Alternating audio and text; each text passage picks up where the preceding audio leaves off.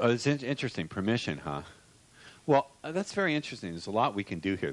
Now we have some directions we can go because we're starting to get leverage into his experience. We're starting to see how it feels differently for him. So, very interesting. Have you ever thought about how you could resonate with power? You said there's no in here. There's what? What's in there? Is here. I can get it here, but I don't have it much in here. Really? You can get the in there?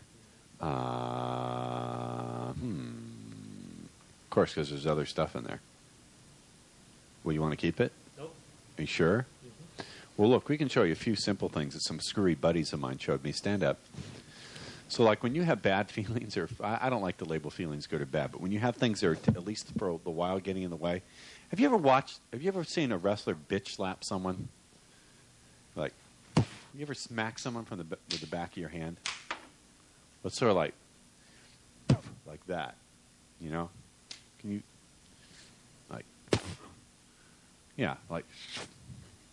bitch slap out. Okay.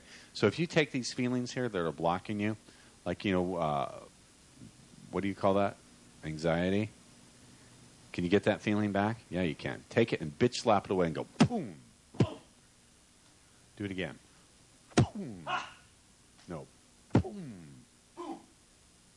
Watch. Keep your body like, boom.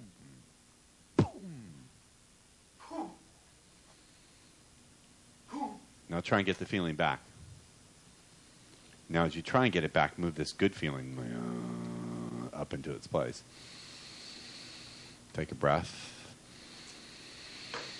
Now this is going to confuse him. His neurology is going to go. That exercise you put on the list? Yeah, which one? Magical exercise. Yeah.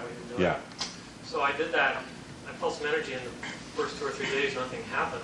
And then I was around the girl that I had the crush on. Yeah.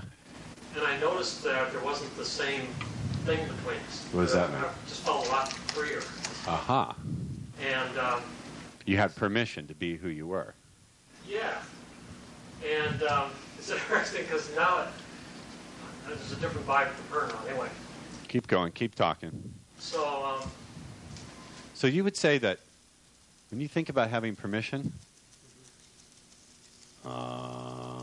think about having permission. It's like a vibe, right? Sometimes you have even more permission, and even more permission, and even more permission, and even more permission. Sometimes you don't have quite so much. Okay, so now, if you think about walking up and talking to some women you don't even know,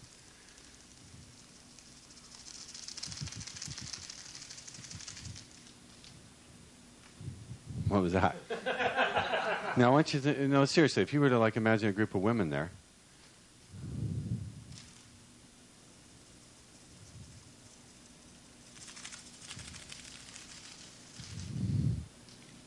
what happens to that feeling there?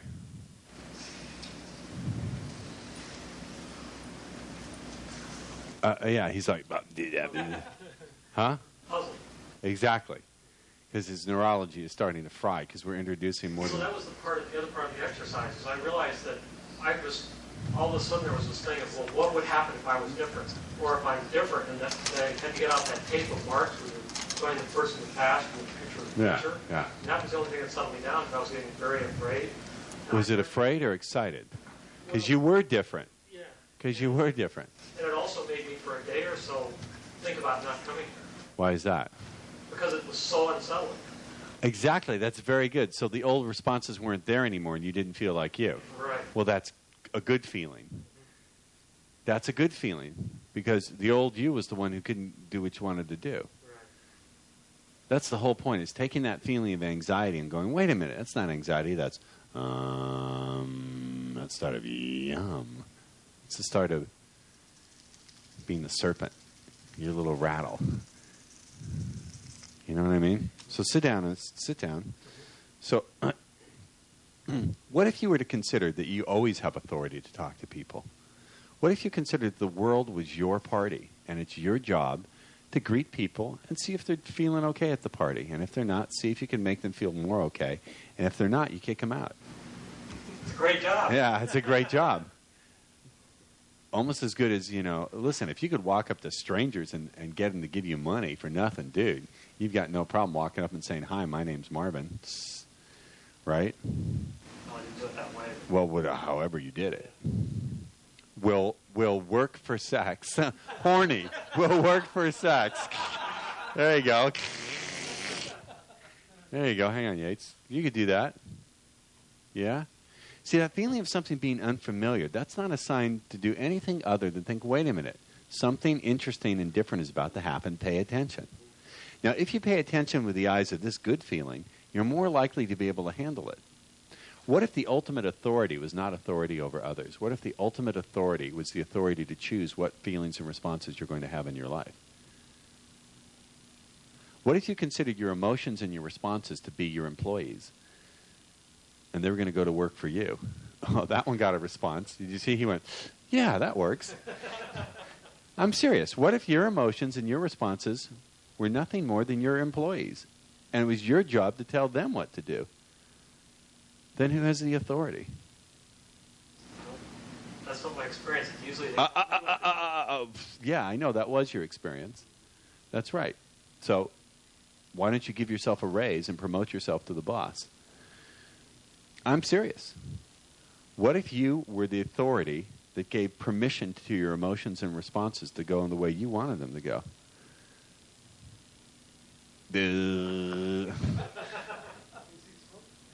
I see the smoke coming out of his neurons. Nah, that couldn't be possible. I'm serious. Maybe someone needs to be fired.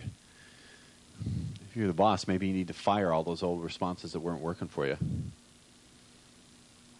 How long have you had this problem, this condition of being stuck, along the lines with females? Well, let me put it this way. How long have you been the boss of these employees at work? In this case, just 6 or 7 months. Okay. If one of them was not doing their job for 6 months and just sat there at the desk, what would you do? Well, I'm not their boss. I know. I'm in supervision, but I'm not their boss. Well, would you, if someone was not doing the job for 6 months, what would happen? Well, this company, they'd be gone without me. They'd be gone, okay. Well, then, let me put it this way. You have two choices.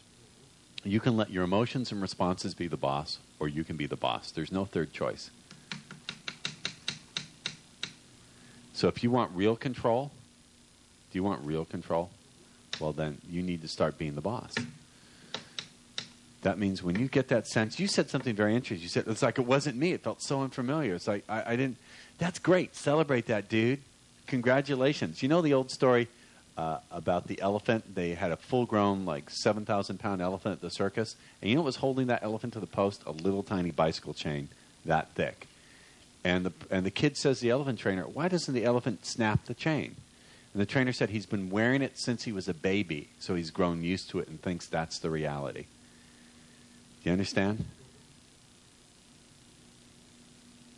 So you've been humping the rag doll here. You know what I mean? Does that make sense? So, if you were to just fire all those responses that didn't work and you were the boss and you had the authority, close your eyes just for a second. Take a deep breath. I'm not going to hurt you too much. And I want you to begin to resonate to that word that represents that excited sense of anticipation that something different's about to happen. Stop chewing your cud. Take a breath. Because you've been ruminating way too long. You've been chewing your mental cud long enough, and it's time to stop, to spit or swallow, as I said to a girl. But no chewing. All right. Now, if you take that feeling of being the boss, of having authority and permission, I want you to resonate to the word permission. Permission. Permission to step into things that feel a little bit familiar and feel a little excited. Now, I know there are areas in your life where you like the unfamiliar. You don't want the same thing for lunch every day, day after day, day after day after day. You wouldn't watch the same TV program over and over and over and over. Come on now and meet everybody. over and over and over. The Brady Bunch, the Brady Bunch. You wouldn't do that, would you? No. There's some cases where the unfamiliar is interesting. It's cool. When you were a little kid, everything was unfamiliar. When you were a little kid, that first flash of color, your first butterfly, the first experience of running through the sprinklers, that was all really cool, wasn't it? Yeah. And you learned the first time you realized you were actually reading, the first time you realized you were riding a bike, the first time you discovered your arms actually reached below your waist, and there was something fun to play with. Yeah. So here's the thing: is as you give you that, as you give yourself permission to just let go of all that bullshit and that nonsense, and go, hey, it's new, cool. Can you imagine a fly? Have you ever seen a fly? What does a fly do when it lands in front of a piece of crap? What does it do with its hands? Show me. Yeah. I want you to imagine an unfamiliar situation. Can you see it? And then make like the fly. Do it. Do it. Make like the fly. Yeah. Some shit to walk in. Yum, yum. It looks fresh. Come on. Yum. Exactly. So it's like, here, that's exactly what I want you to do, is get that unfamiliar feeling of, oh, I'm not trying to rub your hands. Yum. Picture that fly about to land on a piece of shit. Do it. Oh, stop having fun. And then I want you to resonate inside to the word permission. Permission for you to be the authority in your life. Because if you're not in control, your limitations were, weren't they? Does that make sense? All right. Practice with that. Go to your seat. It's interesting. Some people, you have to wrestle with them for like 15 minutes to get them loose. I think just as a joke, you need to walk around and strut a little bit.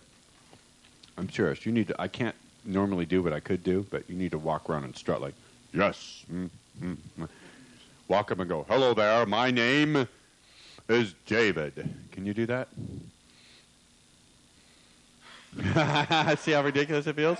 Imagine you have a cape streaming behind you and a big D on your chest. And you're wearing your underpants on the ad side.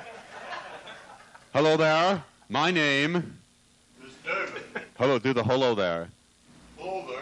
Hello, no, not hello there. Hello there. Hello there. My name. Hello there. My name is David. No, that's up from here. Hello there. My name is David. Now he's here. Hello there. My name is Super David.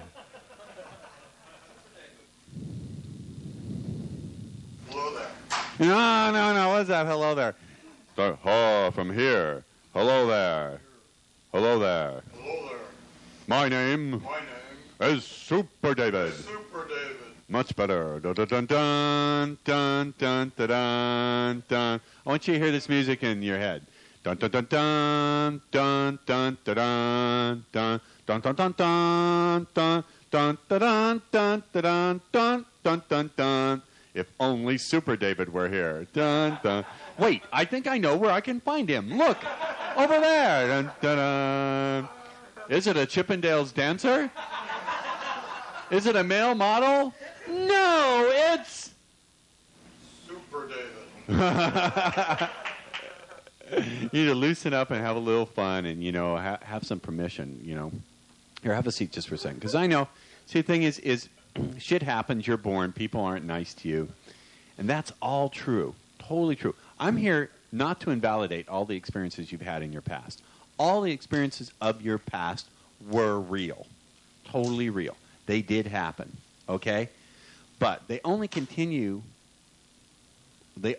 had continued to have power when you were investing them with believability and reality. Because they're not there anymore. They only exist in a little corner in here. Does that make sense? They're not still there. Correct? They're gone. So the thing is like I said to my friend Jennifer, if you build walls to keep pain out, that'll work. But you're also walling your limitations in. And you're also letting the people who hurt you be the architect of your life, because they're the ones who design the walls, not you. So, how you doing? Are you enjoying this weekend? Are you really? Can you see yourself using some of these tools? Can't you? Yeah, like right there. Now, watch.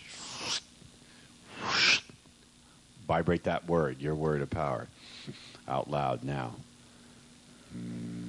What's the word?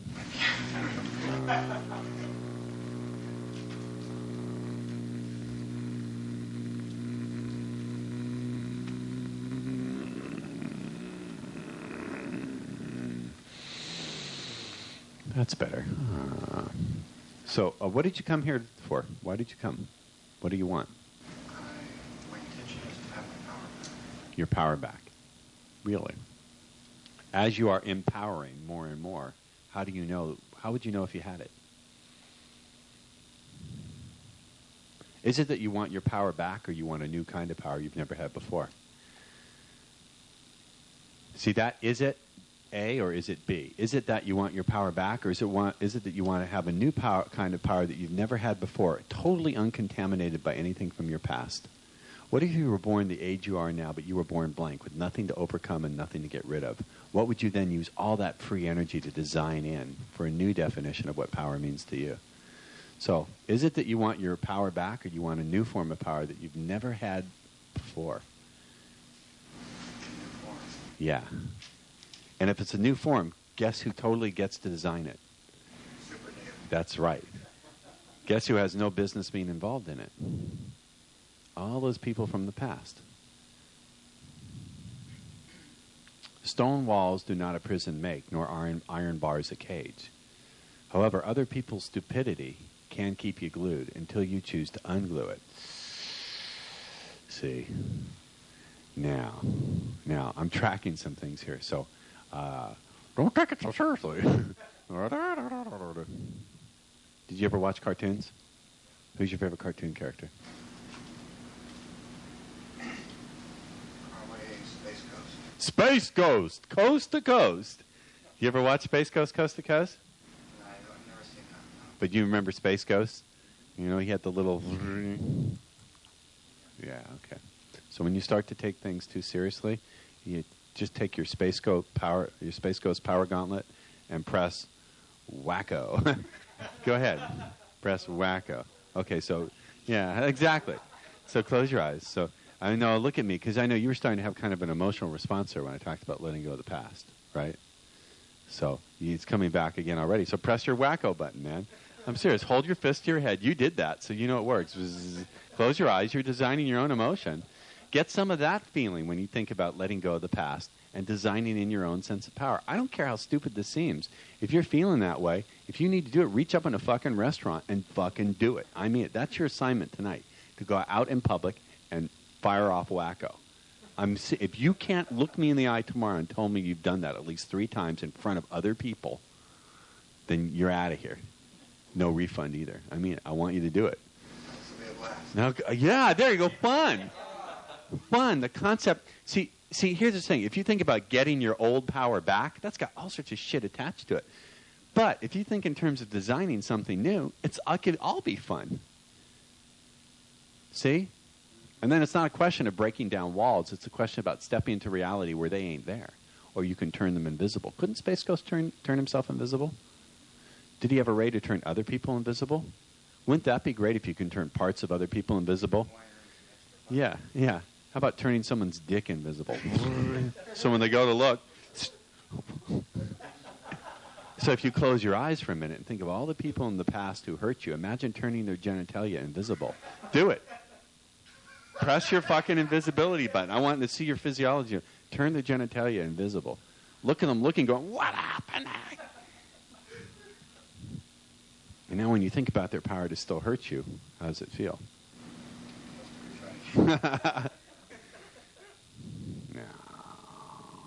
That's kind of ridiculous, isn't it? You know, have you ever thought there's healing power in the absurd? There's tremendous healing power in the absurd, isn't there? Because the absurd takes old meanings and turns them on their head. What if the power of the absurdity were to come into you right now, my friend, flowing through your body, the power of the absurd to heal, lift up all those old heavy feelings of sadness are melting with your absurdo wacko ray. Fire your wacko ray. Imagine, close your eyes. Imagine your past, your present, and your future. Float above them all. Imagine that wacko ray is going through every event you've ever experienced in your past, going into your present and out through your future. Wacko, wacko, wacko. Carry some wacko with you, because if you don't wacko, then you'll be whacking off alone. But the more wacko you are, the more you draw people to you. Now, you could go to therapy and cry and scream, or you could have that. Even better, better, even better. Well, what did you do in the seminar? I learned a wacko ray, and I learned to turn people's genitalia invisible. Now, you know those people who hurt you in the past? See them again, but this time you got your finger on the invisibility button? This time turn their mouths invisible so they can't say anything to you. Do it. Do it. Hit them with the invisibility ray. So now their genitalia are gone and they can't talk. Take a minute to do that. Now, I know Space Ghost probably had a shrink ray, so if you would have a shrink ray and begin to shrink them down, fire that one off on them too. And now take the wacko ray and fire that off. You know how to do wacko? You got to put the fist to your head, dude, or it ain't wacko. More of that. Now, open your eyes, close. Now, so I want to ask you a question. How do you feel about, when you think about your ability to use these tools and really make some real changes and design in your power? Does that feel better than getting your power back? Oh, yeah. Now, how do you feel about using these tools? Do you get a sense of possibility that you really can use them and make some strong change? Yes? And what is your name? David. It is Super. Super David. Yes, now walk back to your seat as Super David. Dun dun dun dun dun dun dun dun bum, bum, bum, bum. So you called me up and you went, I don't know if it's a good decision to come to the seminar. I need a couple of more questions answered. like, can you guarantee me that it will work for me? That was your attitude coming in, right? Can you guarantee me that it will work for me? Presupposing that the causation and the power is where? That's right. Right. Now, do you walk through life with that presupposition? Didn't you? No, I mean, I believe that everything that happens. I think everything that happens in your life comes from within. Everything? Not everything. Okay, I'm just playing with them a little bit. Okay, good. So let me ask you a question. If you were to just stop just for a second, take a breath, close your eyes, and resonate that word. When you really go into your future a step or two and think about practicing these tools and beginning to feel that sense of excitement that you're really beginning to get it. Your life is shifting and changing. People reacting to you differently. They're going, Brian, there's something strange about you. The women are going, Brian, I don't know, but for some reason I feel compelled to slurp your skin flute. Now, as you look straight forward at that future and see some of the byproducts of really having all that,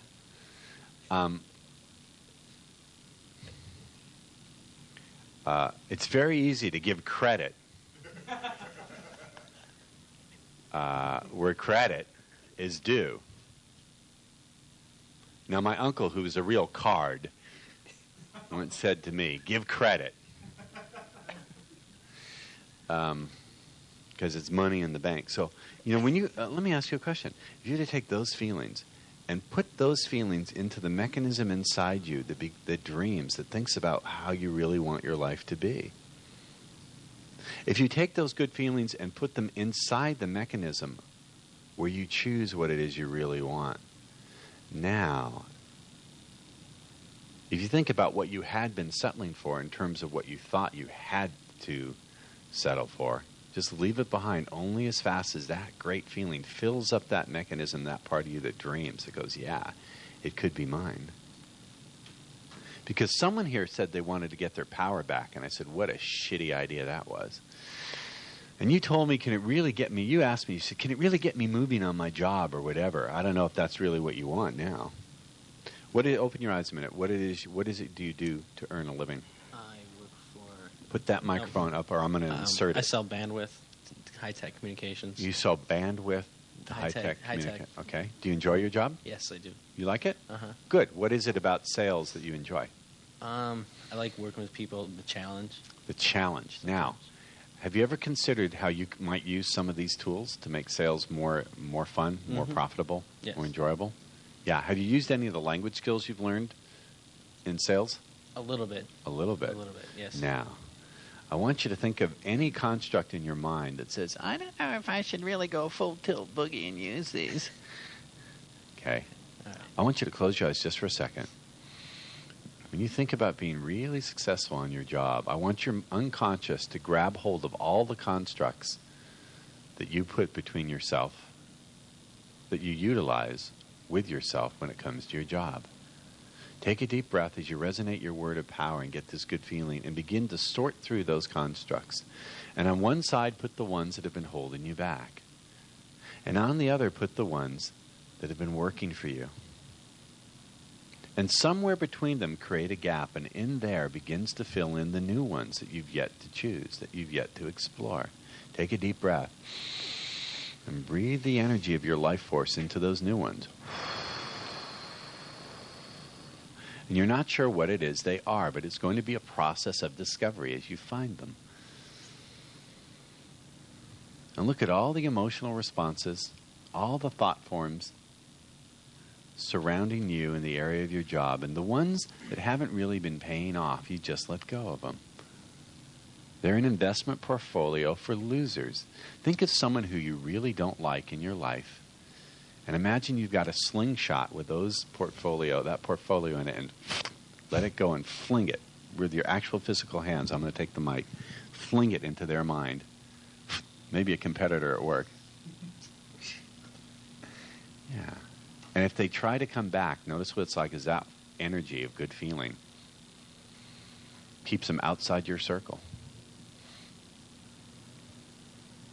Now, you're not sure what those new cognitions and new constructs are yet.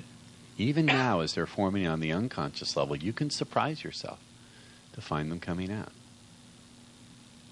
I'm not sure what qualities you need to add in to your ability to really enjoy yourself and do even better on the job than you ever thought you could. There's someone here in this room, I showed him a very simple principle. He increased his sales by 300%. That's 3 times the amount of closes and money he was making before, and he has fun doing it. Now, you can learn to do the same thing. All those old images of the old you that, well, I don't know if I could be that right. They were just investments you made. They weren't you. They're just investments that were handed down to you without choice. Sell them. Now, I want you to open your eyes and look here. I want you to really think. I want you to think about what it would mean to have mastery of these tools. If you really could get some serious mastery, how would your life be different? Cool. Yeah, how would it be different in terms of what it is you even think to dream of, to think to reach out for? Put the microphone up to your face. I would feel like there's no limitations.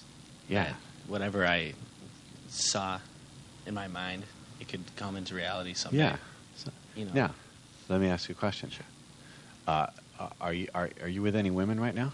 Mm, Uh-huh. Yeah, would you like to be? sure. Yeah. Of course. What kind of women? What kind of women? Yeah. Beautiful, fun,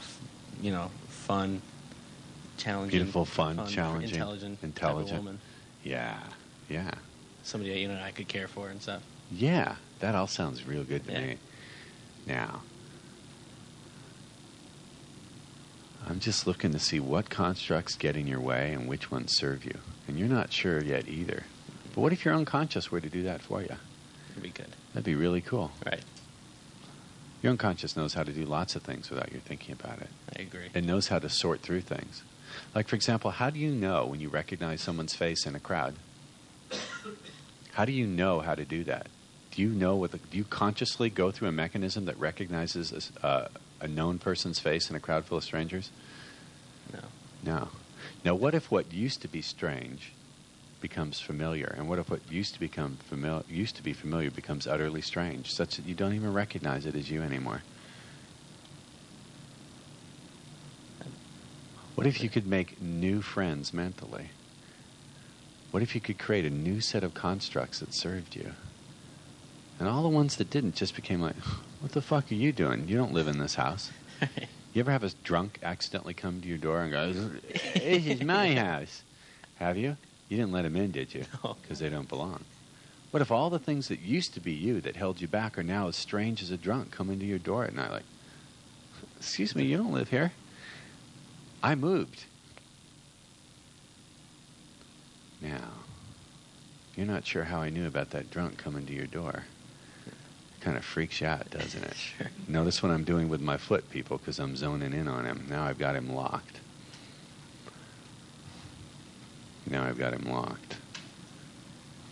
So close your eyes, take a deep breath, and escape from that little bit of discomfort. Let it go. Now, your unconscious knows how to recognize patterns. That's what it does. Your unconscious can recognize your phone number without you having to think about it. If I wrote it down on a slip of paper along with 100 other phone numbers, your unconscious could recognize it probably from the first 4 digits. Once it saw the first 4 digits, it would go, okay, that's it. You have the ability to recognize patterns. You have the ability to recognize voices, but you're not sure how you do that. You just know it happens. In the same way, your unconscious can utilize those resources to recognize all the constructs and patterns that just are bad investments that really don't serve. Dump them. Take all that money that you were investing. Money is just energy, and energy is just a form of money. Now you have it free to invest in new ways. And I don't know if you play the stock market, and I don't care if you do or you don't, but each and every time you hear about the stock market, see it mentioned, well, hear it went up or hear it went down, that could be a reminder to do this task, to keep sorting through the constructs that serve and those that don't. Now, I want to look at me. Now, you know that question you asked me before you came here? Can you guarantee it's going to work for me? What would be a better question to ask? A more useful question in light of the understandings. Put that microphone up. A more useful question would be, what could I do that can guarantee my success? Is, if you could help me out. But what can I do? Yes. Because guarantee my success. That's right. What can you do? Because that puts you in the picture. Okay. Very important. Very, very important, because it means you're the one who's going to take the actions. I'm not going to pour it into your head. Now, I can mess with people up here, and I can put your foot, absolutely. If you come up here, can I put your foot in a different direction and set you going on a different road? Yes, I can. But you've got to make the understandings yours, and you've got to work at it. Play with it. For me, the process of investigating things can be frustrating. I'm here to tell you that there are going to be frustrations along the road, part and parcel of being alive. It's just how much do you choose to invest in that emotion of being frustrated, and how quickly can you pull out of that and begin to get curious about what's frustrating you, and then to get fascinated about what's frustrating you, and then to go, let's go party and have some fun about what's frustrating you. So it goes from frustration to curiosity to fascination to let's go have a party and have some fun and see what we can do with this. That's how I do what I do. Because let me tell you, I had tremendous frustration in developing speed seduction, and to this day I still have frustrations at times. Why? Because I'm not content to stay with what works. I always want to develop new stuff for you guys, so I got to go out into the unfamiliar once again. As unfamiliar as it is with any of you, trying out the stuff I've already done. Does that make sense? If I just stuck with what was familiar and worked, you'd never have new stuff. So I'm always putting myself in unfamiliar situations where I may not win, simply because I'm committed to getting better stuff. That's why the business continues to grow. That's why the teacher you see today is not the teacher you saw 6 months ago, and it won't be the one you see when you come back in 6 months. It won't be the one you see in the products you buy 6 months from now, and a year and a half from now, and 3 years from now, and 5 years from now. The ones you see on those products will be different, and I'll be a different and even better teacher. And you get more value from buying from us. Right, Yates? And one way of confirming that you've really gotten it is each and every time you purchase a new product and get even more value, that's confirmation of how good the previous product was. Do you see? And you like to feel certain that you're making good investments, don't you? Yeah. Lucho's already thinking, how can I use this? You've already used this? See, the people who actually get into my inner circle for what's that is worth are the ones who use it and go, yeah, Ross, that was cool. Now give me something else, asshole. Well, they're challenging me. My sense of challenge, I'm very motivated by challenge. You know, if people go, you can't do that, or, yeah, you probably couldn't. I'm like, oh, yeah? Who said? That's something I want you guys to have in a way that feels good for you. You can all do that in different areas of your life. Now, you feeling good? Mm-hmm. When you think now about your potential to use and enjoy these skills, compared to the way you were thinking about before I called you up, is it different? Yes. Oh, for sure. What? For sure. Hold the mic For up. sure. It's definitely Substantially different? Yes. Yeah, I know. Yeah, I know. And also, you've shifted your physiology, and there's some things I'm not going to go into that's different about your face. Really? Okay. Okay. All right. Good. Now, think about the things that might have blocked you before from applying it.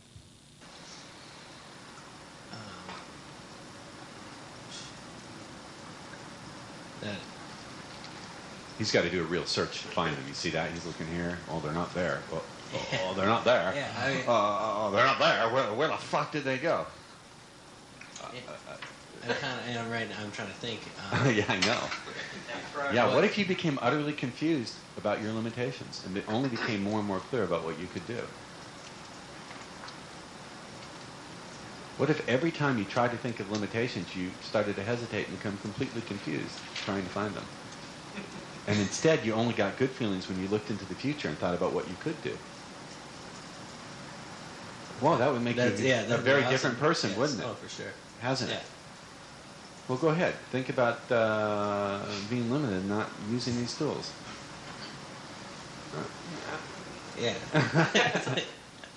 That's pretty cool. If you want to confuse people, confuse them in a useful way. That's what I say. Well, I don't know. I think you're pretty fried to a toast. What do you think? Should we stick a fork in him? Anyone have a fork?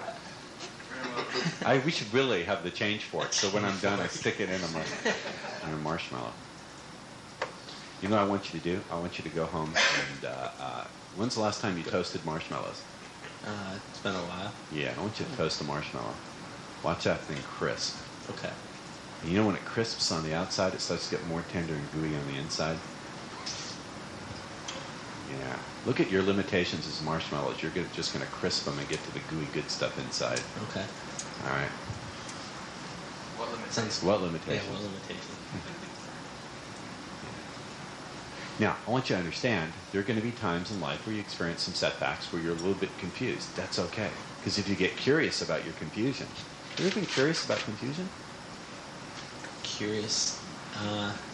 Maybe I would ask why am I confused? Oh, What no, is it that's that it's makes me- Big and Junior. What if you is get it? curious about the thing that confuses you? Well, wait a minute.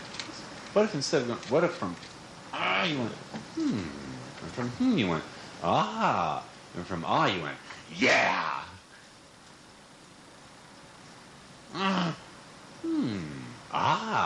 Yeah. Interesting sequence of sounds to make, isn't it? Yes. Do that in your head. Do that in your head. Close your eyes and go, and go, then go, and then go, yeah.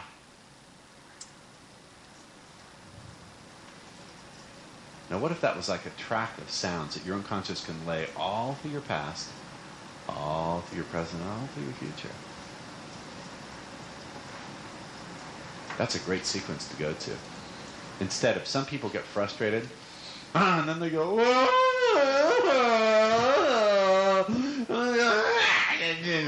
it's like, I'm not going to be happy ever again. And then they sleep for 2 days, and then they wake up going, what was that all about? And they've wasted 2 days. Someone's laughing in the back of the room because I've nailed somebody. At least mentally. Haven't nailed her physically yet. Just kidding. Many a truth is spoken in jest. I'm having fun. Are you having fun? Yeah? I'm done with him. Okay, sit down. Who is our panhandler? That's pretty cool skill, dude. How did you learn how? I'm just curious. Come up here a minute. Marvin, the paranoid android. No, I'm just fascinated by someone who can do that. I mean, just out of pure, I don't even know if I'm going to work you. This is just rank curiosity for those. I mean, you. How many people would you say in your panhandling career that you actually approached and got money from?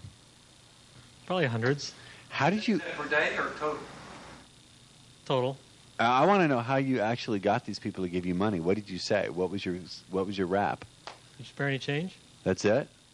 Or, excuse me, can you spare any change? And how many of them would tell you to fuck off? Hardly any. How many would just ignore you? Very few. Wow. So would you like dressed in rags, or how did you dress to get? No, I was dressed, I had long hair and a beard. And Well, stuff how is that it we that- did in the 70s? How would you explain that you were able to be so successful getting money where other people were ignored or told to fuck off? Well, it was the 70s. It was Southern California. Yeah. It was college campuses. Yeah. And you were Just never fun. thrown off the campuses? Nope. No.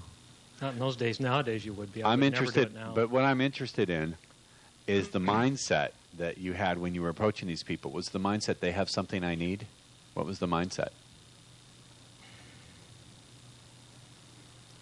Maybe this is fun. Maybe this is fun, or Yeah. are you saying that maybe that was your mindset, or your mindset was maybe this will be fun?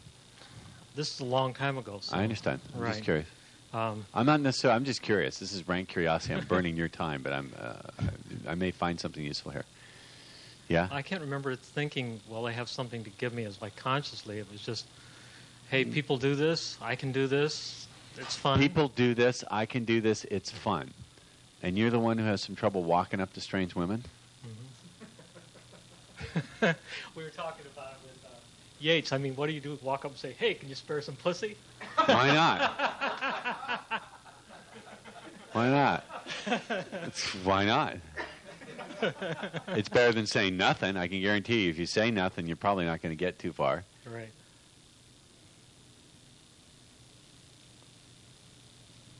Yeah. I mean, seriously, man, if you have those skills, hey, other people can do this, I can do this, it'll be fun. And I Well- made it fun, too. I mean, if people came up to me and they said, hey, man, I just ran out of gas and I don't have any money, I'd say, well, here. I give them money. Go get gas. Or if they didn't have money, they said, well, I can't give you any money. Well, So I'm just curious. I'm really just wondering, how clearly can you begin to imagine what your life would be like with women if you could just have that attitude in approaching women you don't know? Put the mic up to your face. Well, how would your life be different if you had that attitude? be a lot more fun, sure. Yeah. So what would have to happen for you to just have that same attitude? Other people can do this. I can do this. It'll be fun. What would you have to give up? What would you have to no longer say about yourself if you took on the attitude with women? Hey, other people can do this. I can do this. It's going to be fun. What would you have to give up?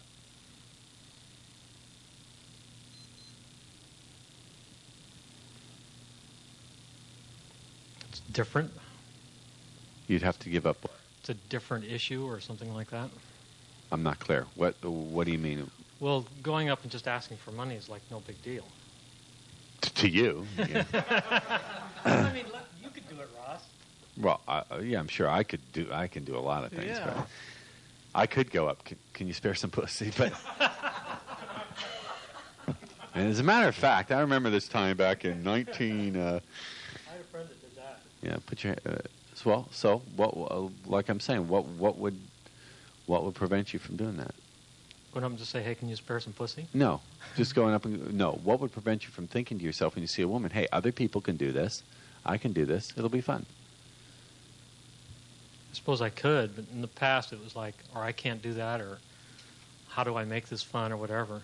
Yeah. And also, it was a very short interaction. It's not like, I'm not trying to start a relationship with the people I was getting change from. It was just like, hey, can you spare any change? And Oh. it was gone, over. Oh, I see. So if someone's completely unimportant to you and has no potential, you'll go up and talk to them. But if someone potentially could be a great friend, you won't even bother trying to get to know them. That's smart. Gee, every friend and loved one I know started out as a stranger. Well, never mind. Maybe you've been shortchanging yourself there, huh? Could be. So again, I want to ask you, because I'm not quite there with his response yet. I'm not doing work with you. I'm just talking to you. That's all I'm doing. So if you could have that, if you could take that attitude with women, you saw a woman you wanted to meet, and you took the attitude, hey, other people can do this, I can do this, it's going to be fun. What would you have to give up, and what would you be doing differently? What would you then do differently? Well, you'd walk up and talk to them. You'd walk up and talk to them? Mm-hmm. You said you'd walk up and talk to them. You didn't say... Okay. Or I'd walk up and talk to them. Yeah. And what would you be feeling as you walked up to talk to them? All this. Uh-huh. And then what would you say? See, the other thing is what meaning you assign. See, it's not that a task is inherently easy or difficult, necessarily, but it's the meaning you assign to it. If you assign the meaning, let's say there was only one woman left in the world, and if you didn't get her to sleep with you, you'd never get a woman to sleep with you. Then, the species would end. The species would end. That would be pretty bad, okay? But it depends on what meaning you assign. If you assign the meaning that you've got to be successful at this, or it means you're never going to get it, then you're going to put a whole bunch of shit you're going to have to step in before you get to your journey, get to your destination. So, what would be a more useful meaning to assign to seeing a woman and going up and talking to her? It's going to be fun. What the heck? Up, microphone up here. It's going to be fun. What the heck? It's going to be fun. What the heck? Well, when you think about that, is that just a postulate, or could you really put yourself in the mindset that it would be fun? What if she says, fuck you, you old man. Look at how you're dressed. Go fuck yourself. Would it still be fun? I'm testing. Probably not. Wouldn't? See, I'm testing. See, now I'm locking into him. See, he says it'll be fun. That tells me he doesn't have a fully formed representation of how it would be fun. It tells me conditionally for him it would be fun if it went easily. It tells me also he doesn't have any kind of representation of it still being fun no matter what her response is. So now I'm going to change that. So it wouldn't be fun anymore if she... That's true. Yeah, I know. Because I'm sorting here. I'm not looking at him directly. So when I don't look at him directly, I'm sorting what his map is. Over here I have what he has on his map. And over here I'm representing what's not yet there that needs to be filled in. And as I listen to his languaging, I'm sorting where it goes. See? And he's giving me all this stuff. Here goes the foot. So he wasn't going to work with me. Yeah, I'm not. I'm scratching my ass doing this, buddy. You're easy. You are easier than a California Pizza Kitchen waitress on a slow night. That's a good thing, right? You're easier than Cambria Mayhew on a... No, never mind. Okay. So how could you arrange it so it could still be fun? Let's say you had a best friend who came to you with this and said, I want to know how to make it fun, even if she tells me to fuck off and makes fun of me. How could it still be fun? I don't know, because it's really, when I was spirit changing, I had a response. It didn't really matter what they said. There was something that would come back with. Oh, really? Mm-hmm. So you always had a response no matter what, and some of them just kind of developed as I went along. Really? The responses got even better as you went along. Mm-hmm. So you mean you learned from... One lady said to me, well, why don't you go get a job? And I said, there's no future in it. She gave me $10. Dang! Now, what if you could take those resources into dealing with women? Mm-hmm. So the women then said, now he's starting to map over into resourcefulness. He's got the resource in the past. He hasn't yet shifted it into the other context yet. And don't let it get magnetized over there such that you feel a physical sensation of that resource being pulled into this other context. Because if you do that any faster than you feel it happening right now, I will smack you. So, I may smack you anyway. There, I smacked you. Therefore, it means it happened. See? Because I told him if he does it, I'll smack him. Then I smacked him. Therefore, it must have happened. Mm-hmm. Didn't it? So now, if you think about bringing that resource into dealing with a woman saying, why should I give you my number? What would your response be? I don't know. You might have to develop over time. Yeah, but you could develop one, right? Mm-hmm. Huh. So what if you really could use those same resources to make meeting women fun no matter what they said to you? So the meaning of it isn't, I've got to make sure that I get her, or it means but instead it's, well, let's go have some fun and see how far I can stretch the skills. What if you had that and brought that in? That'd be good. Would it be different for you? Mm-hmm. Now, he just did something interesting. He just accessed the future. He looked at it. He actually looked at the potential of having it. There, yes? Mm-hmm. Yes? You see it there?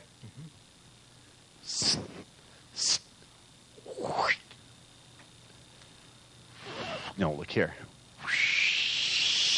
Look at him shake. Okay, now close your eyes. And resonate to that word. Well, I don't know if I could do it. What if it doesn't work when I leave here, Ross? Well, where do you want to keep investing? Now open your eyes. Now, see, the thing is what if she looks at you and goes, hot damn, I just got out of women's prison, and I haven't had any in a year. Do you mind if we don't go back to anywhere fancy? We just get behind the corner here and get busy? What would your response be? Have you ever had someone, when you were panhandling, give you more money than you expected, like $100? No, the most I ever gotten one time was 10. 10? Did you say no? I was only expecting a quarter? No. And give it back? Fuck no. No, are you crazy? So some sumptuous young piece of college poontang looked at you and said, well, look, I can only fuck you if I bring my female roommate along, and she's just as good looking. Are you going to go, I got to do the blowjob pattern first? What's your response going to be? Hey, let's go for it. Let's go for it. Okay. Huh. I don't know. We're going to have to test this. So now you notice something he's accessing a little bit more. I'm kind of playing around with him because I'm shoving more things into the present and into the future. You notice his the way he's languaging it now doesn't involve anything in the past. It's all about what he's going to do. He shifted his languaging. So I'm tracking what he's doing. When's the last time you approached a strange woman? Well, they're all strange, but when's the last time you approached a woman you had not been introduced to? Other than a business setting, a long time. Yeah. That's something I don't do. What did you just say? Meet them. What does that say? I have not done it up until now. Yeah. Yeah. Watch your language. So what's your life going to be like if you don't make this change? I have to do different strategies. What? That's interesting, but it's not responsive to my question. How is your life going to be different if you don't make this change? If all you do is meet women who you already know through work? Well, it's going to be a drag. Is it going to be a drag? How will it be a drag? How would it be a drag? Just wouldn't be playing around. I don't know what that means. Hold that microphone up. How are you going to be different if you don't make the change? Because, see, here's the thing. Right now, I think you're moving towards there, but I don't see that you have any real motivation to actually go out and do it. It's like you could do it. Right now, it's an option rather than an opportunity. So let's talk about that. Yeah, when you think very true. Yeah, I know. How do I know these things? Yes, you too can be a big buck trainer working with dysfunctional people. No, there are no dysfunctional people. They function very well, but the functions they choose don't function to serve them very well. They do the functions very well. It's just that the functions don't really serve a very good purpose. Well, part of being able to move people is to get them to move out of an option and into an opportunity. Because you can be a maybe or you can be a must. Spare changing was a must, needless to say. Mm-hmm. Well, I don't think you were spare changing. I would think you were presenting generosity opportunities. I didn't think of that, but You were a generosity engineer. I thought of myself as a philanthropist or a banker. Well, good. You were a generosity engineer. Okay. So maybe what you're going to do is be someone who structures opportunities for women to have a really cool experience. But let me ask you something. Stop. I'm going to take the microphone. When you stop and think about something that's an option, think about something you could get around to doing, but you could leave it be. You could have a peanut butter and jelly sandwich, or you could have a bologna sandwich, right? You could have a peanut butter and jelly sandwich, or you could have a bologna sandwich, right?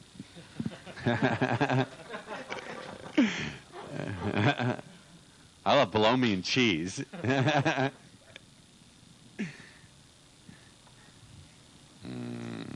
That's an interesting look on your face, like, no problem. Well, I'd much rather be pasta more than bologna.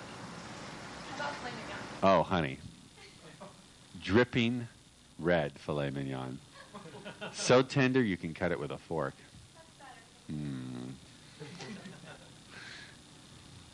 Back to you. Back to you. So think of something that's an option. You could do it or you could not. You could go to a movie or you could not go to a movie. When you think about that, imagine your mind to be a movie screen. Point to where you visualize that.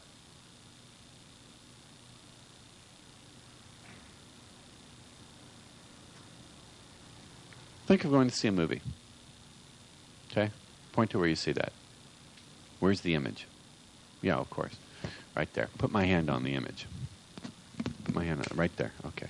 So that's okay, put your hand down. Put your hand down. So that's an option. You could do it or you could leave it alone. Now think of something that's an opportunity. Have you ever been presented with an opportunity where you thought to yourself, if I don't grab this right now, it'll slip through your fingers forever? You ever felt that way about anything? Wow, I better grab this right now. Have you thought? All right, when you picture that opportunity, where do you see it? Because that's the option. Where's the opportunity? Put my hand on it. How big's the picture? Draw a frame around it. So it's here and it's that size. Is it color or black and white? Color. Is it a movie or a still? Are you in the picture or are you seeing what you see through your own eyes? What does that mean? That's not. You're not in the picture. You're seeing what you see through your own eyes? Okay, so it's here. And this is an option? Option is black and white or color?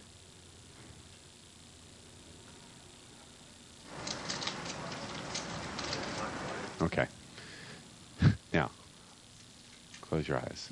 Because when you think about using these skills with women, actually walking up and enjoying all the benefits, notice what it's like as you open your eyes. You move it from an option into an opportunity.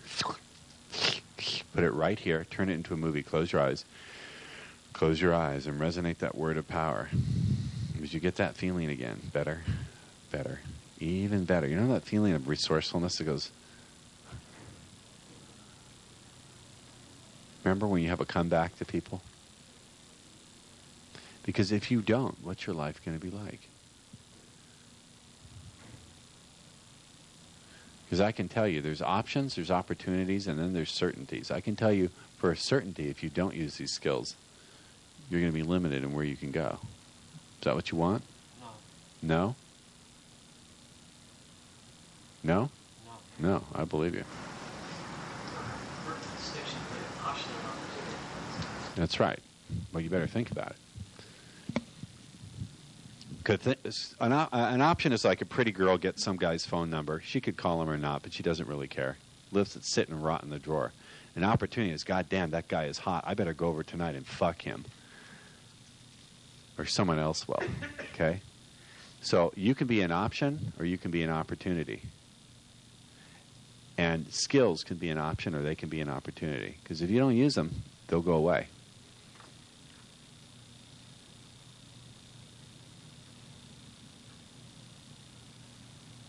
And if you want to keep asking life for a handout, then treat your opportunities as options.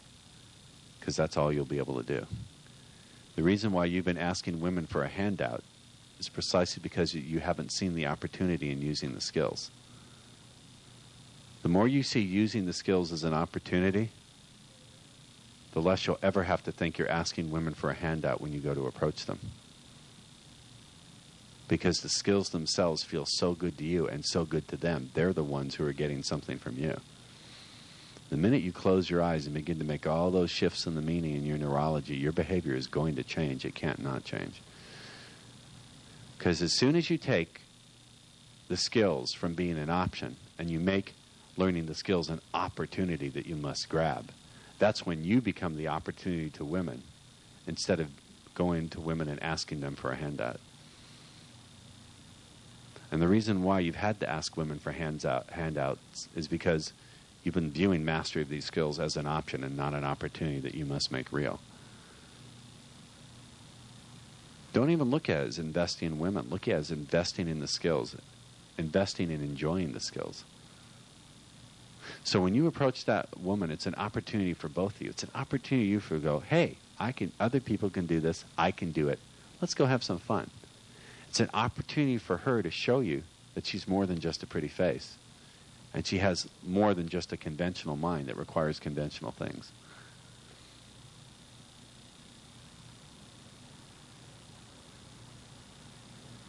Because you can troll for pennies or you can dig for gold. I'm handing you one hell of a shovel. And the more you use it, the more effective it becomes. Or you can wait for life to give you the occasional pussy handout. It's up to you. But that distinction between options and opportunities is going to become more of your thinking. Because the minute you get it for yourself, you'll be able to move others. The minute you understand how to convert an option to an opportunity for yourself, you'll be able to present yourself to a woman as no longer an option that she might get around to, but an opportunity that she better grab. Would you like to have that kind of priority? Well, great. You'll only have it as fast as you make the skills an opportunity for you and not an option. Now, when you think about going back to being lazy and not applying the skills, what happens? Really try to really think about going back to not moving forward with the skills. What happens? Open your eyes and look. Look anywhere you want. But really, I want you to really think about going back to being just not applying the skills. How does it feel?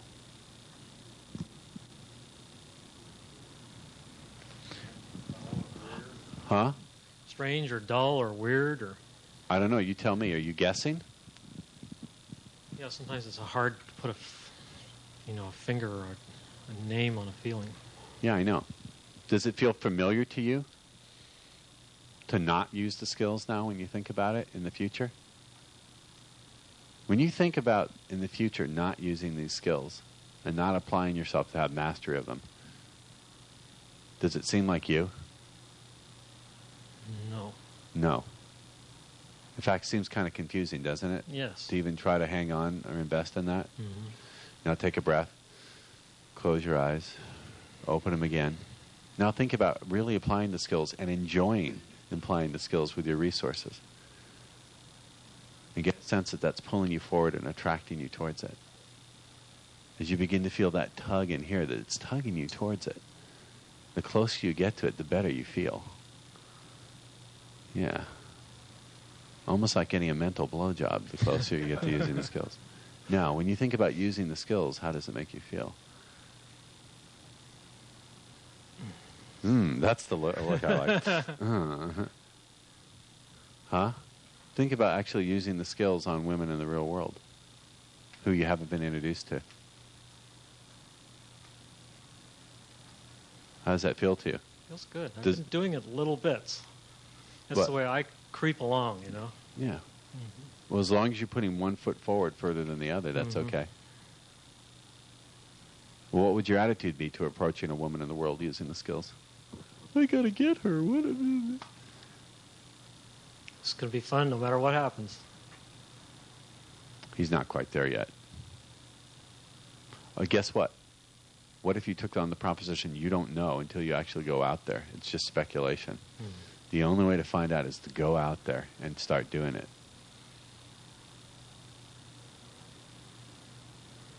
Yeah? Are you going to do it? Are you? Yes. Yeah, I believe you. Okay. Now, the important thing is to really keep track of the meaning you assigned. Because, again, meaning is only a construct. You can invest in the construct. If you invest in a construct that says, if I get her, it means I'm a great guy. If I get her, it means I can feel good the rest of the day.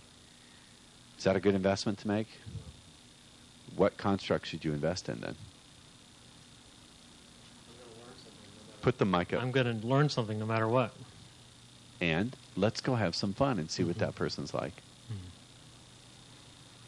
Yeah? Good. Okay, I'm done with you. Now, I can't even remember what your problem was. Can you? I really don't remember. What did we work on him with? I don't remember. I'm pretty confused about it myself. That's pretty cool. Yeah, are you pretty confused about what it was? Yeah. Yeah, I know. That's pretty good. I told you, use confusion, but see, here's one of the things will give you one of the profound understandings of NLP is that anything that's there is useful in the right context. Confusion can be a wonderful thing when it's applied to the problem the person used to have. If they get totally confused and can't even remember what the limit was, that's great. Anything can be useful. Anything can be useful. Procrastination could be totally useful. What if you just procrastinated about your anxiety and never got around to it?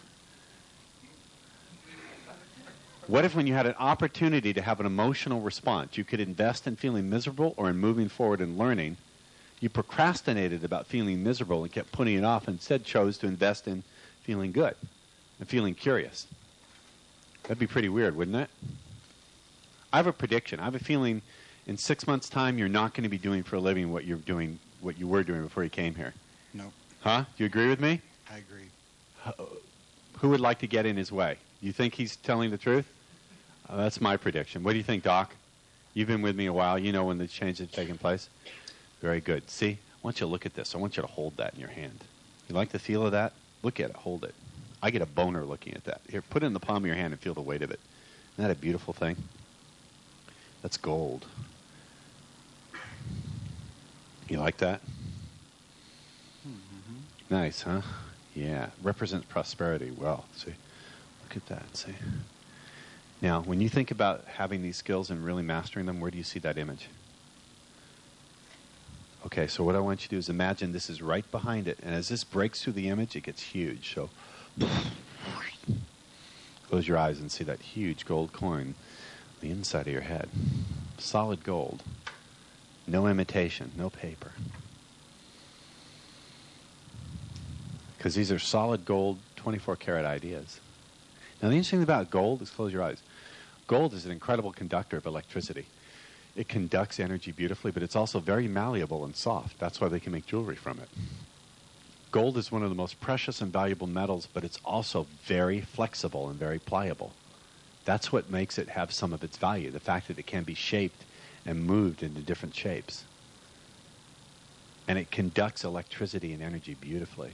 So what if you were to think of yourself as the perfect conductor? Moving energy without any loss, without any waste, and also completely flexible, malleable, and never tarnishing, because gold doesn't tarnish either. Now, I'll tell you what we're going to do. I'm going to do something pretty extraordinary. I want you to hold out your hand. I'm going to give this to you to keep in safekeeping, okay? You're going to give it back to me one day when you see me again. You're going to hold on to this, and you're going to see me again in a seminar.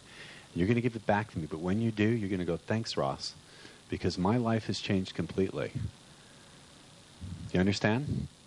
You're only going to give this back to me as fast as you've gotten some really solid gold changes in your life. And this coin will be a reminder to you that you can do it. It'll be a reminder of your commitment to me and to yourself. Okay? I'm a Jew. Jews don't give gold in trust very easily. Okay? So if you break trust with me, you know what I'm going to do. I'm going to yank that gold out of your fillings. I'm going to melt your glasses down. All right? So you're going to hold on to me. And every time you look at it and hold it in your hand and feel the weight of it, you're going to renew your commitment to master these skills. And when you come back to me, I don't know when it's going to be, 6 months, a year, you're going to be glowing golden with all the changes you made in your life. Do you promise? Don't break a promise to me, man, because some people in this room have broken promises to me and seen the result. It ain't pretty. I can be a mean son of a bitch when I'm crossed, all right? Do you promise? Now close your eyes and get that really good feeling that change is a certainty for you. When you look back at all the old constructs that were haunting you before you stepped into this room, just put them behind bars where they belong, because that's where they belong, not you. You've done your time. You've served your sentence. It's time to go free. Walk out of that gate. See it opening, walk into the light, walk into the freedom. It clangs shut behind you and goes away forever. Now, take some of this good feeling and go out into the world and use these skills to share it with other people. Each and every time you touch another person and make their day just a little bit better, you're giving back to me and everyone in this room. You understand? That's your obligation. That's your commitment. If you don't keep it, you'll hear my voice inside your head going, you fuckwad, I'm coming after you. You don't want me as an enemy. All right, go to your seat. Give me the microphone. You keep the gold. I take the microphone. Okay? All right. I'm going to get that back from you in 6 months to a year. Yes? All right. But you'll be able to buy plenty on your own. What was your name? RJ. RJ, that's right. So I like that. R.J. Reynolds. So how you doing with these? How you doing this weekend? You enjoying it? I'm enjoying the weekend very much. And thank you very much. You've enjoyed the weekend very much. And when you think about, now I know she's fun to play with, Yates, but come on, she's distracting.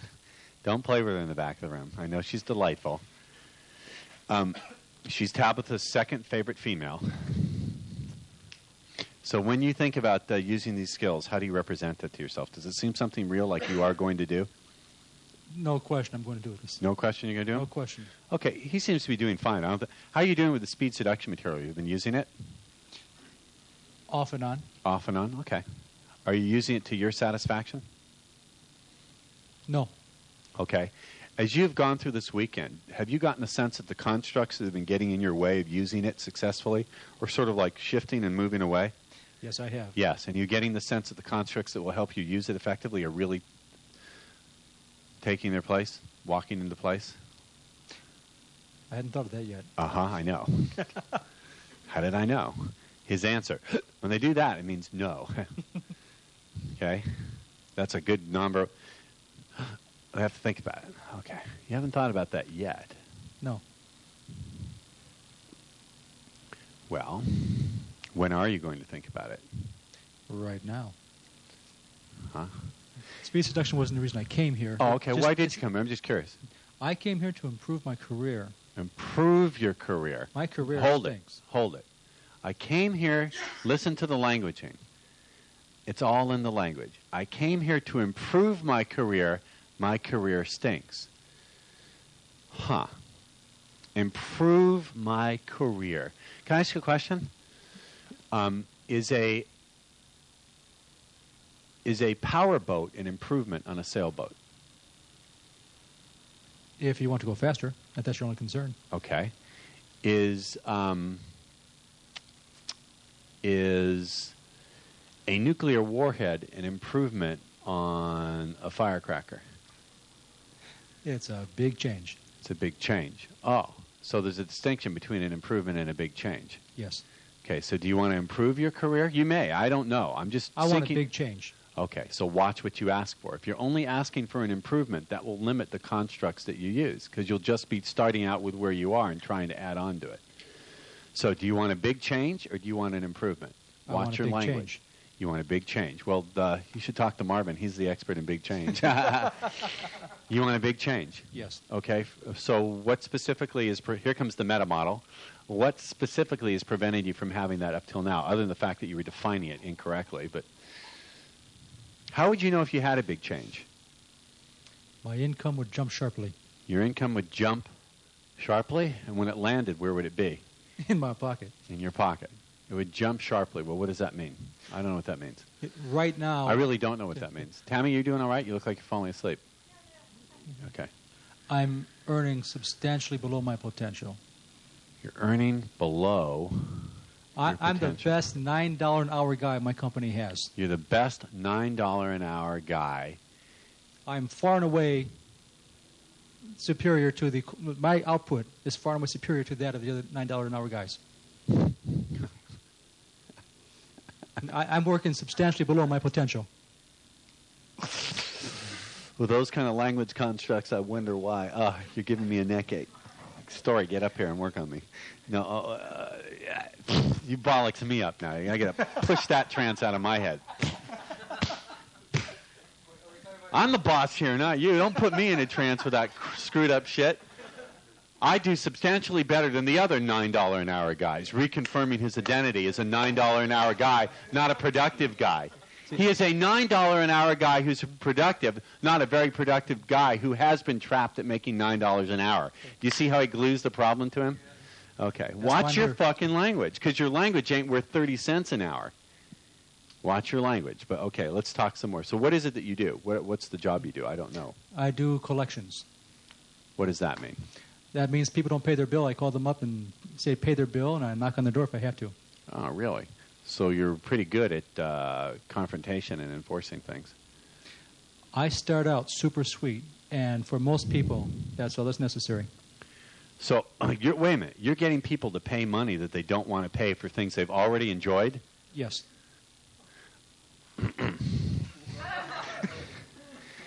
You get money from people they don't want to pay for things they've already enjoyed. You get money from strangers. You guys are telling me you have problems persuading people? Has it occurred to you that you have all the skills you need to be a top salesman? Hold it. That's the first response. Don't move your face. Don't change your physiology. Really? I never thought about that. See, I have thought about it, Uh-huh. and I have tried it, and I've been unsuccessful. There's something missing that I need to find. Okay, hold on just 1 second. I'm tracking this. What was that, Amos? There wasn't too little there. There's too much there. Try. Okay, hold on a minute. Okay, hold on just a minute. So, remember what we said? The year is 1901. The Wright brothers haven't flown. Someone asked about powered flight. Well, I don't see it anywhere in the past, therefore it can't be possible. It is possible. I just have not yet developed the skills. That's Okay. why I've All come right. here. So, okay, you haven't developed the skills. Okay. Well, do you believe you can develop the skills? Absolutely. That was a weird nonverbal response. Absolutely. No. Do you believe No you can? question about it. I can develop the skills. Absolutely.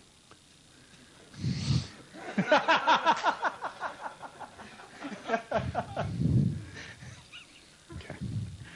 You know, have you ever seen? Never mind. You ever seen what happens to dried cat pee when it's in clumping cat litter and it's really rock hard? So you believe you can develop the skills? Yes. Okay, I got you there. I believe you can. So what specifically would you need to do to develop the skills? Do you know what skills specifically you'd have to develop? No, I don't. No, you don't. Okay. Do you know what skills you have to have in order to ask what skills you have to have? I have to know the right people to ask. Okay. Well, duh. Let me ask you a question. See that guy sitting over there? This handsome hunky chunk with the big pecs? I've been watching him all day. I'll rip your beard out. I don't know where your nose hair starts and your mustache begins, but I'm about to find out. Listen. Well, sales is nothing more than persuasion. Okay? That's all it is. There's a girl back there who's doing real good with phone sales. What do you close, like 80% of your paper? When you get your own paper, you close 80%? And Luch over there has improved his sales 300%. So you can do as good as a girl and a gay guy, can't you? Can't you? Yeah, can't you? That's right. I can. Yeah, okay. So you just need to find out how. Yes. All right, well, that's a simple process, yeah? Yes. Finding out how is simple once I know where to go. Once you know where to go. Well, that was an interesting ambiguity. Once you know where to go. I've had people train me who are not successful. Oh, okay. I agree. There's crappy sales training out there. Okay. Well, understand when you sell, you're selling feelings. That's what you're selling. And a big principle of selling is to establish that you're an authority on where they're at. Once they accept you as an authority on their situation and that you understand, you can then move them to where you want them to go. Am I right? Yeah. That's the secret. You are not a salesperson, you're a state inducer. And the first state you want to induce in people is that they understand. Stop looking at me like you're in love with me. I want a room full of girls doing that. You send Tabby a present. What did I want to say to you? I don't remember now. State inducer. Oh, yeah. Okay. The first thing is to get people to understand that you understand their situation. Luch over here does personal training. I said, look, you want to improve your your sales? Just do this, Luch. Here's what you do. You have to understand that 80% of the people who come into the gym view exercise as punishment. And they look at you as a bodybuilder. They look at you athletic. They look out in the gym and see only the good-looking athletic people, and they go, this isn't fair. I can't do something that an athlete can do. So I said, just paste that. So I said, here's what you say. When people come in and to investigate signing up for personal training, you go, look. First, you paste their reality. You say, look, there are 100 gyms in this city and 3,000 personal trainers you could go to. You could go to any one of them. And they're thinking, wait a minute, this person's telling me the truth. That's true. Unlike most people say, I'm the only trainer in town, this person is credible. He says, but here's the difference between me and all those other trainers. I don't think it's fair that you should have to do a program designed for a professional athlete. You're not a professional athlete or a bodybuilder, and that's not fair. And immediately he's pacing the way they really think, because they think of it as punishment, and they think it's not fair.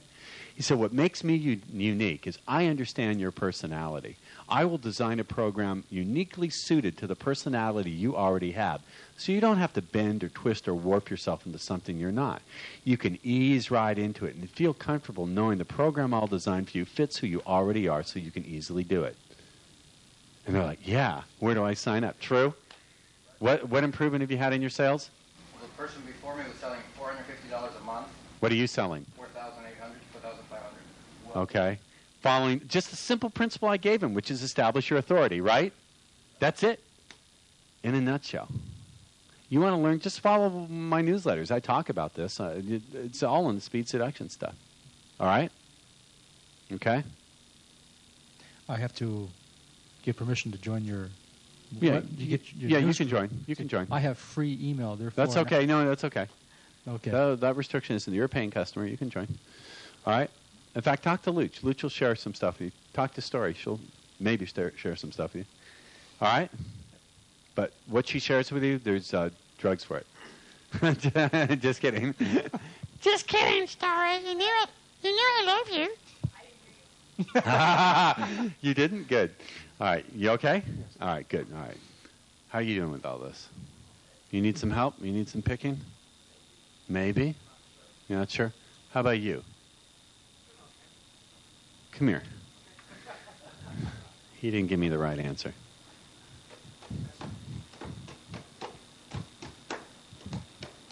This old man, he played numb. He played tic-tac on my dumb. I'll tell you what, we need to move the chair back. Get up. Aren't I a lot nicer in these than the speed seduction seminars?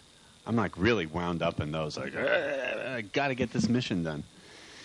I'm a lot more relaxed here. These are easier to do. What's your name? I'm not going to hurt you. Don't be afraid. There's nothing to fear here. Is there? No. Are you afraid? No. You're not scared of me at all? Uh-huh. You're not intimidated? No.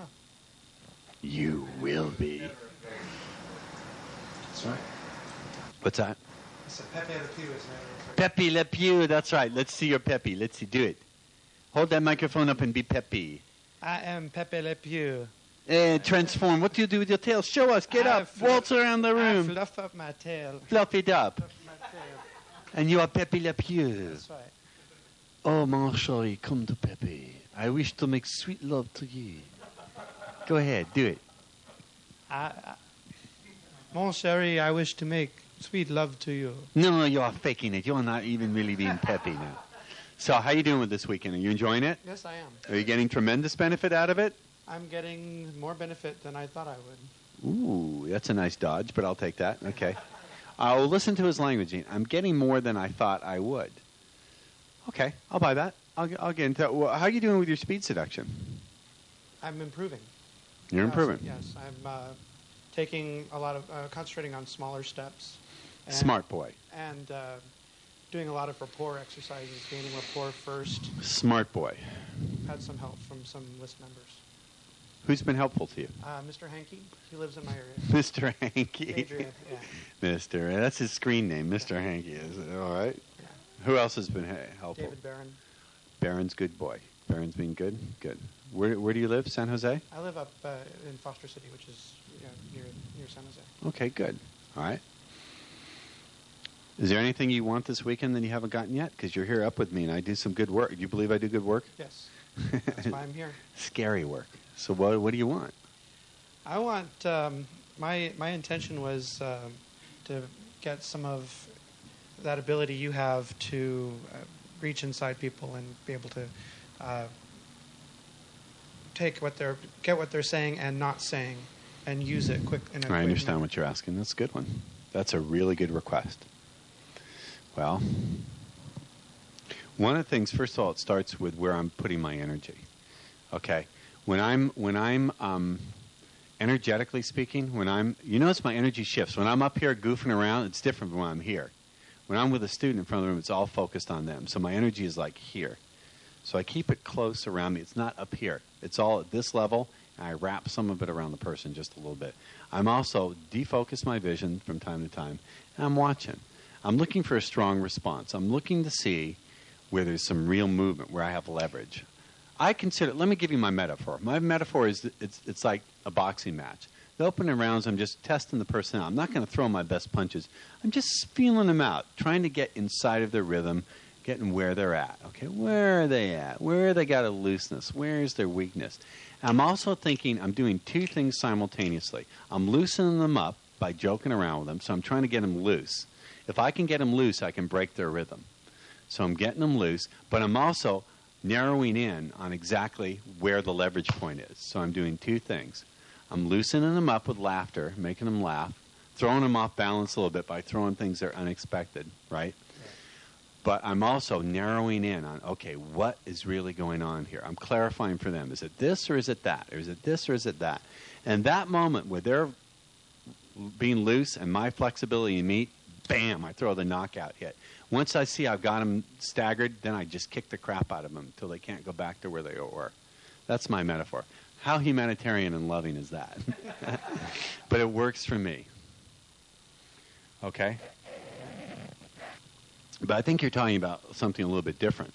You're not talking about change work, are you? You're talking about how I take when women say something and I interpret it? Right. Well, something that I must confess is after the fact, after I have time to look at. But what I do is I take what they say and I put it through a filter.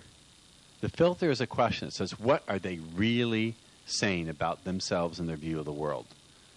What are they really saying about themselves and their view of the world?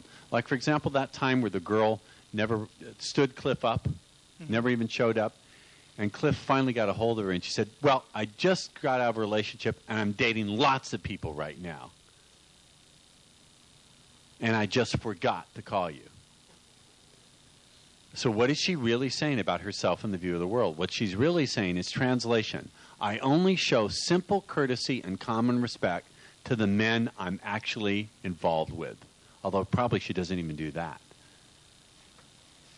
I've had girls say to me, well, of course I didn't call you back or show up. You're not my boyfriend. I said, translation. You only show simple courtesy and common respect to the men you're involved with physically. Well, that tells me that you're either a slut or you're very rarely courteous. Thank you very much. You understand? Yes. I put it through a filter that says, it's a good question. The question I put through my mind is, what is it that this person's really saying about themselves and their view of the world and how they walk through life?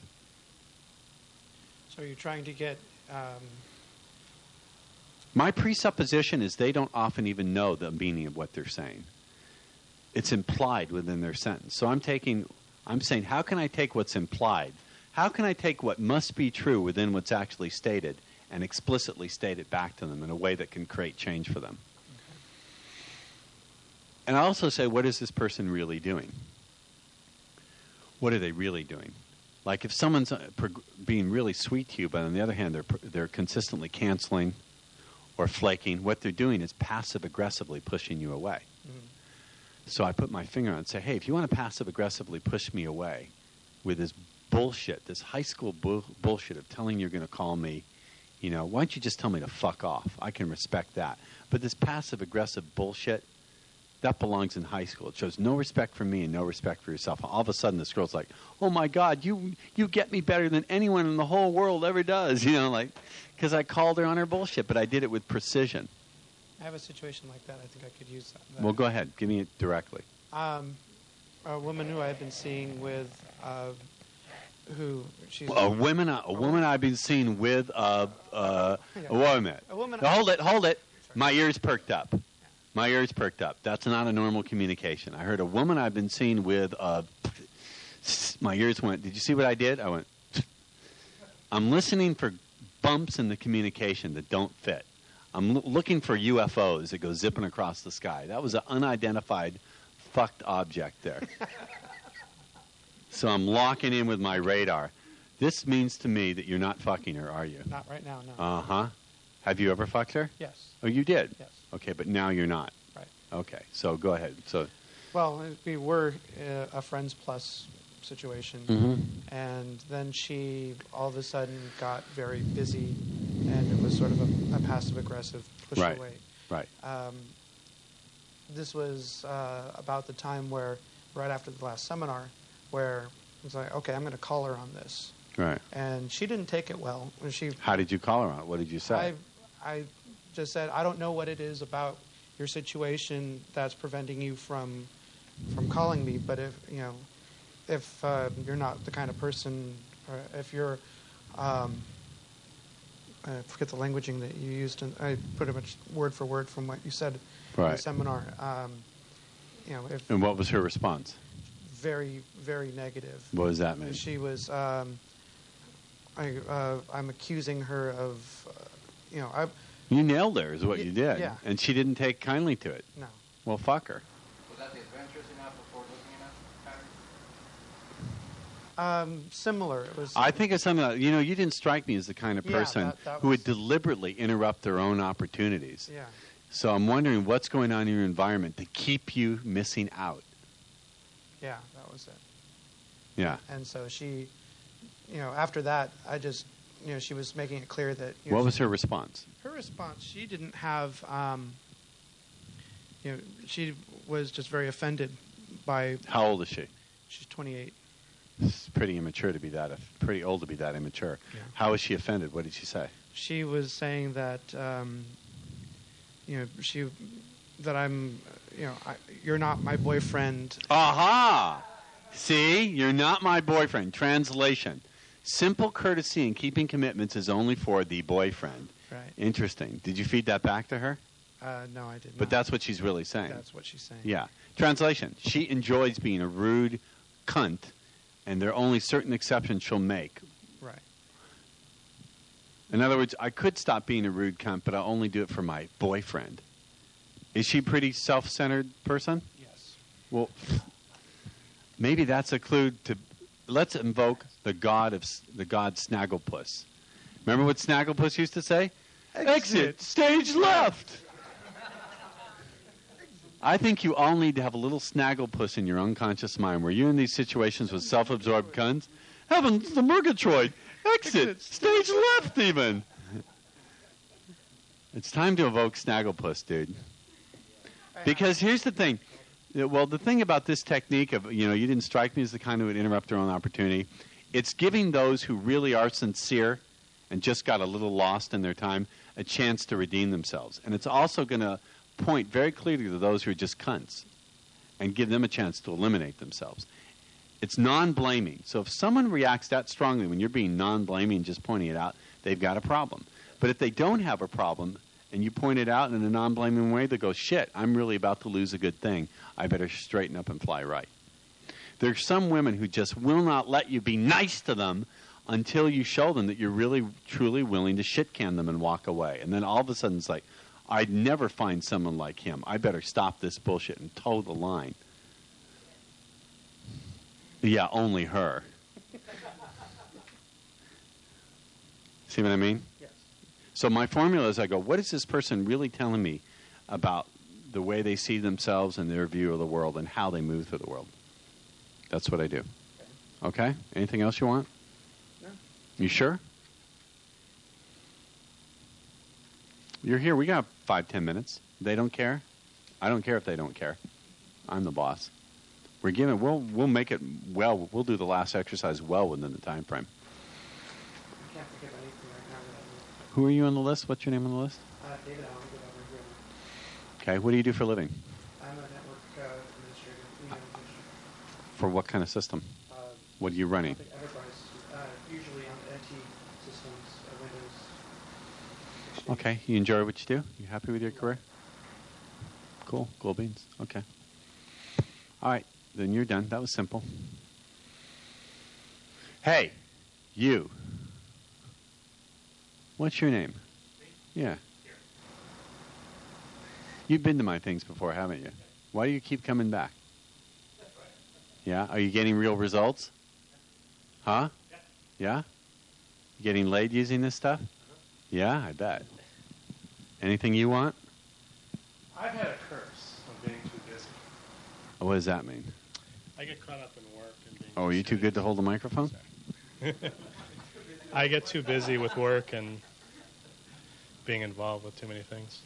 What does that? I don't know what that means. How's that a problem? Well, I tend to have a career and then starting a job on the side and just get caught up in career things and not having enough fun for myself.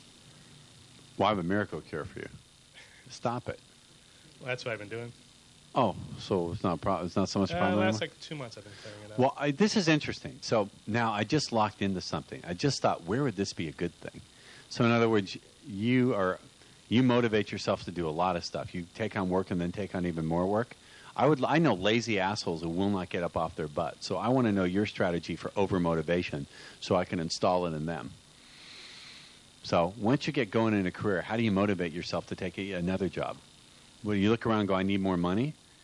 You look around at the spare time where you could have fun and go, ooh, I got to fill this up with work. What do? For more money. Oh, you want more money? Yeah, I see money as freedom. So So you see money as freedom, so you work so much that you have none. Exactly. Oh, talk about smart. Exactly. Oh. You're in trouble. Okay. You see money as freedom, do you? I agree. But who says you have to work more to make more money? Exactly. That's Right. the realization I've come to lately. I've actually been working less lately and making more. I like that. That's a good thing. That's a good thing. Yeah. Well, then you're already moving in the right direction. You don't really need any help. Do you? It's going pretty good, yeah. I think one way to make sure you make more money is to recommend our products to other people. Then magically it will come back to you. Have you told anybody about, just curious, have you told anyone about sleaze seduction? I mean, speed seduction? No. No? You're keeping it under your hat, huh? Yeah. So you're getting ladies in this stuff? Uh-huh. Get some real hot babes? Yeah. Yeah? Yeah. Yeah, better than you used to do? Oh, yeah. Substantially better? Well, my biggest thing is the walk-up thing. I do really well when I meet somebody, but it's only when I am meeting somebody. I still don't have a great sense of approaching somebody just in like in a mall or whatever. Uh-huh. You still don't. But that doesn't mean you can't. So that's not a bad piece. He didn't say he can't. He said he still doesn't, which implies he might one day. So that's not that bad. Yeah. Is it? Have you efforted to do walk-ups? Have you actually experimented with doing some? Oh, yeah. Yeah, I do them. Yeah? And what happens when you do them? Big thing for me is, in fact, I was just thinking about it. Things just seem to move so fast when I'm talking to somebody, when I approach somebody. Like, I'll sit and watch you doing stuff, and things seem to move slow, and I can really see what you're saying, and I can really think of the things I want to say. But when I approach somebody, it seems like the world's just moving so fast, and I can't think. Sleep now. Wait a minute. So when you do things move slow. But when I do things move really... No, when you do things move really fast. But when I do things move really slow. When I'm watching. When you're watching. So you can do time distortion. You can do a deep trans-hypnotic phenomena where you slow things down. But you only slow things down where you don't have the power to change them because other people are doing them. When you have the power to do them, you speed things up so you have less ability. Reverse them, dude. Then let me suggest that's called stupidity.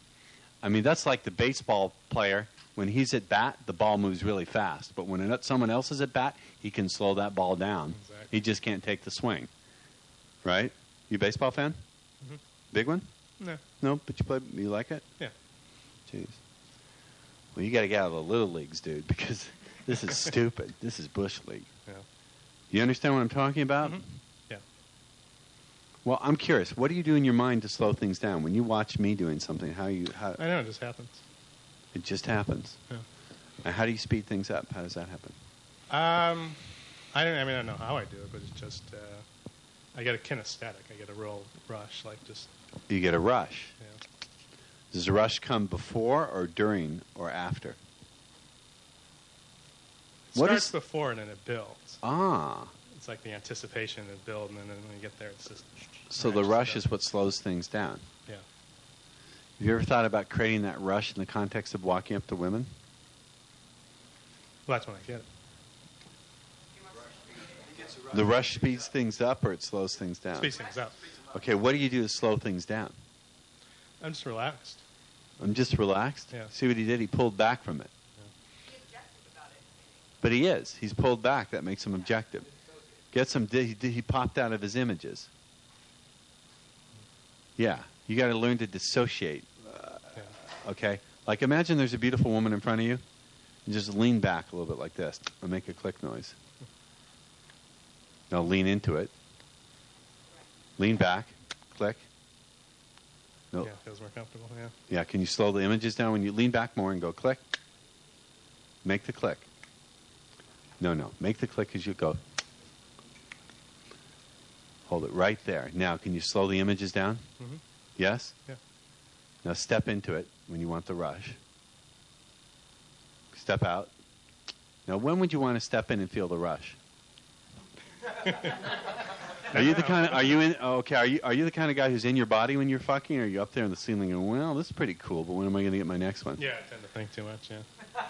So he jumps out of his body and dissociates when he's fucking. Okay? No. Jump into your body when you're fucking. When you're approaching them, step out and dissociate. Mm-hmm. Does that make sense? Oh, yeah. Can we practice that? Sure. So, okay, you're in your body, okay? Now, when you want to approach, you get it? Yeah. All you have to do is practice going, get it? Do it. See? Now you're going to fuck someone, what do? Doink. That's great. He's not in his body when he's fucking, but he's in his body when he's approaching, so he can be real nervous. See, it didn't come with an owner's manual. Let's see. I only play with electrical appliances when I'm in the bathtub. But when I'm outside of the bathtub, I have a phobia of touching them. Is that ridiculous? Is that the way you want to do things? All right. So I want you to think of being dissociated out of your body when you're fucking. Dumb idea, right? Okay. I want you to think of being in your body when you're approaching. Dumb idea, right? Say that again? Right, exactly. He pulled back and showed me. So when you're in your body, you're fucking. But when you're approaching a woman, what are you doing? How do you do that? Pull back. And make the click. Okay. Do it. Yeah, that's simple. Easy, but simple. All right. There's a phrase that you use, too, I thought, like before you approach a person, wow, that looks like instead of imagining yourself already with them or fucking them, okay, you imagine, wow, that looks like a really interesting person. Oh, yeah, that'd be really cool. Let's go have some fun. Yeah. Yes, Pucho. Song, here comes Jeffrey Dahmer. Used to do that last year. You're really tired, aren't you, Luch? All right, you're done. You're fried. Let's go sit down.